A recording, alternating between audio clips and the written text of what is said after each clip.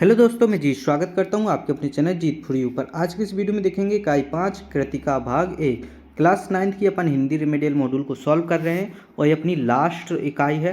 क्या है? लास्ट इकाई है। इससे पहले वाली पूरी की पूरी वीडियोस अपन ने सॉल्व कर ली हैं, उसकी लिंक आपको डिस्क्रिप्शन में मिल जाएगी, वहाँ से जाकर आप देख सकते हैं। चलिए अब बिना देरी करे अपन इसको सॉल्व करते हैं। इसमें वास्तुनिष्ठ प्रश्न है। पहला प्रश्न है, इस जल का प्रलय में पाठ की विधा है, रिपोर्टाज विधा है। ओके, कौन सी? रिपोर्टाज। अगर आपने अभी तक इसके PDF फाइल डाउनलोड नहीं किए तो आप मुझे इंस्टाग्राम पे फॉलो कर लीजिए। मेरी इंस्टाग्राम की आईडी का नाम है जितेंद्र0606। यहाँ से जाकर आप मुझे इंस्टाग्राम पे फॉलो करेंगे तो मैं इसकी PDF फाइल प्रोवाइड करा दूंगा। आगे चलेंगे। रेणु के प्रसिद्ध आंचलिक उपन्यास का नाम है मेला आंचल। 1967 में जब पुनपुन का पानी घुस गया था राजेंद्र नगर में, नानी के पति शादी के तुरंत बाद उन्हें छोड़कर बैरिस्ट्री पढ़ने चले गए थे। कहाँ चले गए थे? विलायत। कहाँ पर? विलायत। ओके, आगे। सज धज कर रत जगा मनी उठी औरतें, चोर कमरे में घुस गया नाना के। कौन से कमरे में? नाना के। आगे। कृतिका भाग 1 में आए पाठों में एकांकी का नाम है रीढ़ की हड्डी। एकांकी में उमा की माँ का नाम है प्रेमा। शंकर शारीरिक रूप में विकृत होने के कारण ठीक से चल नहीं सकता। क्या? ठीक से चल नहीं सकता। आगे। रामस्वरूप के रतन में मंगवाया था मक्खन। रतन कौन था? रतन रामस्वरूप का नौकर था। कौन था? नौकर। यहाँ पर अपन ने सही विकल्प को देख लिया। यहाँ से अपन रिक्त स्थानों की पूर्ति करेंगे। वरना रिक्त स्थान रेणु का पूरा नाम था फणीश्वर नाथ रेणु। क्या था? फणीश्वर नाथ रेणु। इस जल प्रलय में पाठ 1967 के बाढ़ में पुनपुन नदी का पानी राजेंद्र नगर में घुस गया था।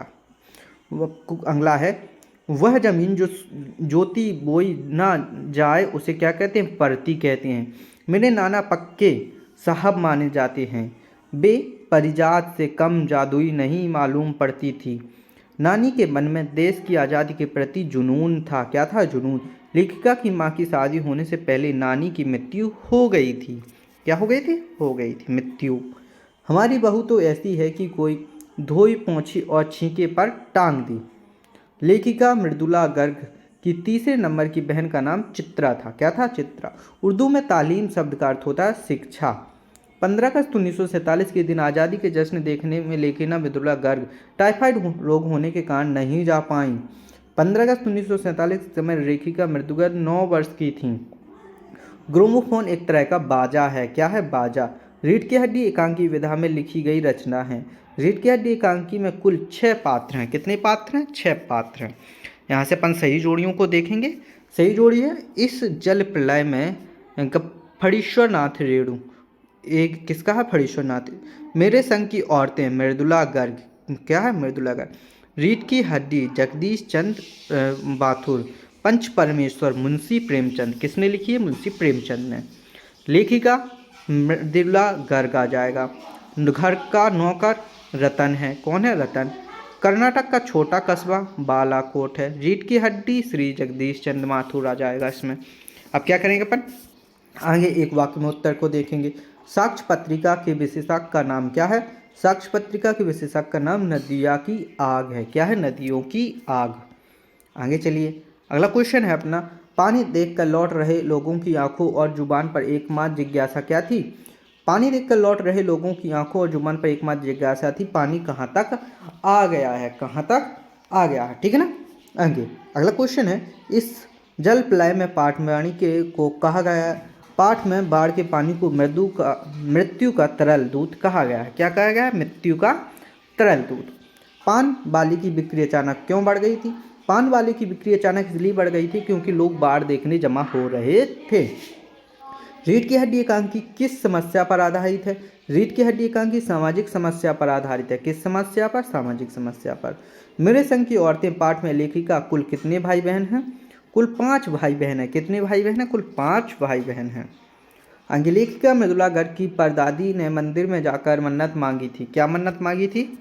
उन्हें मन्नत मांगी थी कि परदादी ने मन्नत मांगा जाकर मानी कि पतोहू का पहला बच्चा लड़की ही होना चाहिए। क्या होना चाहिए? लड़की होना चाहिए। कथा वस्तु के आधार पर रीढ़ की हड्डी एकांकी का मुख्य पात्र किसे मानते हैं? किस कथा वस्तु के आधार पर कहानी का मुख्य पात्र उमा है। कौन है? उमा। रीढ़ की हड्डी एकांकी के रचनाकार नाम है, रीढ़ की हड्डी के रचनाकार जगदीश चंद्र माथुर है। क्या है? जगदीश चंद्र माथुर। आगे, लेखिका मृदुला गर्ग के नाना पढ़ाई करने कहाँ गए थे? विलायत गए थे। कहाँ पर? विलायत। ओके, यहाँ से अपने सत्य सत्य स्टार्ट होते हैं, जिसमें पहला है, इस जल प्रलय में पाठ के लेखक तैरना जानते हैं, यह सत्य है। फणीश्वर नाथ रेणु ने रिपोर्टाज के अलावा उपन्यास भी लिखे हैं, सत्य है। पार्थी का अर्थ वह जमीन है जो बोई जोती नहीं जाती, ये भी सत्य है। विभीषिका से तात्पर्य भयंकरता है, ये भी सत्य है। लेखिका मृदुला गर्ग ने अपनी नानी को देखा था, ये असत्य है, नहीं देखा था। नानी को मेरी माँ की शादी की कोई फिक्र नहीं थी, ये भी असत्य है। नानी के मन में देश की आज़ादी के प्रति जुनून था, ये क्या है? सत्य है। ओके, आगे चलिए। अगला क्वेश्चन है, रामस्वरूप दरिकिया सून ख्याल थे, ये भी असत्य है। रामस्वरूप की पत्नी का नाम प्रभा था, ये सत्य है। उमा साहसी लड़की थी, ये सत्य है। उमा ने शंकर का विवाह हो गया था, ये असत्य है। शंकर बाबू विकेट पर घर आए थे, ये सत्य है। अब यहाँ से अपन लघुत्तरी प्रश्न भी इसी वीडियो में देखेंगे, क्योंकि वीडियो काफ़ी बड़ी नहीं हुई है, तो लघुत्तरी प्रश्न भी इसी में देख लेते हैं। जिसमें पहला प्रश्न है, पाठ में आए अनवरत, अनगढ़ और अनगढ़ स्वतः गतोसी शब्दों का अर्थ लिखिए। जैसे यहाँ पर अनवरत लिखा हुआ है, निरंतर और लगातार। अनगढ़ लिखा हुआ है, बेतुकी, विचारहीन और मनमाही। अनगढ़ लिखा हुआ है, बेडोल, टेढ़ा मेढ़ा। स्वागती लिखा हुआ, अपने आप को कुछ बोलना। ओके, यहाँ पर प्रश्न क्रमांक 2 है, गोलंबर के पास जनसंपर्क की गाड़ी क्या ऐलान कर रही थी? गोलंबर के पास जनसंपर्क की गाड़ी ऐलान किया जा रहा था कि भाइयों, ऐसी संभावना है कि बाढ़ का पानी रात्रि के करीब 12 बजे तक लोहानीपुर कंकड़नाग को राजेंद्र नगर में घुस जाए, अतः आप लोग सावधान हो जाएं। ठीक है ना। आगे, प्रश्न क्रमांक 3 क्या है, बाढ़ पीड़ितों की मदद हेतु हर मानव पर क्या क्या होना चाहिए? बाढ़ पीड़ितों की मदद हेतु हर नाव पर पकाही घाव की दवा और दिया सिलाई की डिबिया और किसासन तेल रहना चाहिए।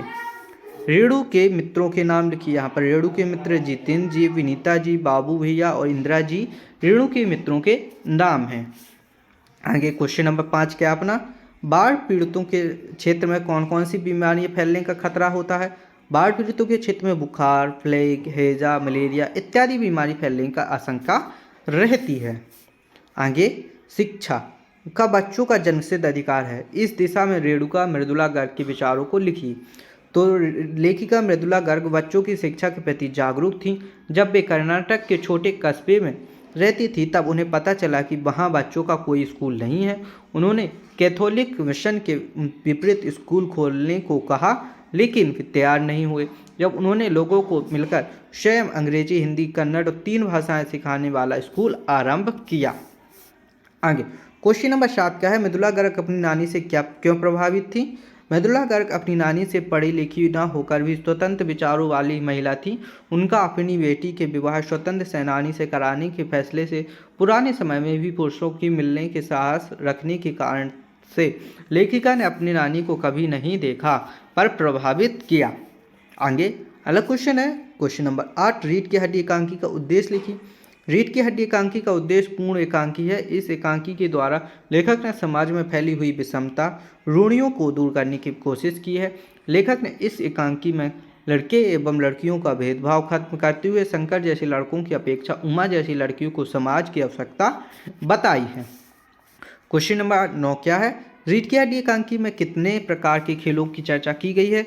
तो इसमें कितने प्रकार के खेलों, volleyball, tennis, badminton, hockey, cricket इत्यादि खेलों की चर्चा की गई है। ओके, आगे क्वेश्चन नंबर 10 क्या अपना, रीढ़ की हड्डी शीर्षक का सार्थकता स्पष्ट कीजिए।